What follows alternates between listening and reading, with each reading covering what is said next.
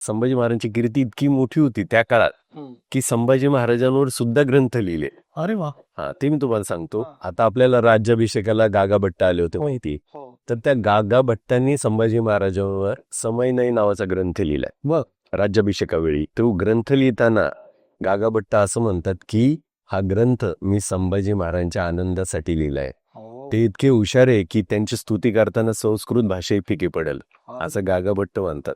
त्यांचं पण एक श्लोक आहे, ते म्हणतात, गागा भट्ट असं म्हणतात की श्रीमद भौसल वंशभूषणे शंभो सीतछत्रपत स्वानंदाय सदा कीर्ती प्रसादाय. म्हणजे या भोसले वंशांचे भूषण शंभूसाठी मी हा ग्रंथ लिहिते, त्यांना आनंद मिळो आणि त्यांची कीर्ती सगळीकडे पसरो, असं गागा भट्ट समयनय नावाचा ग्रंथात लिहितात. केशव पंडित एक दुसरे, त्यांनी राजाराम चरितम नावाचा ग्रंथ लिहिलाय.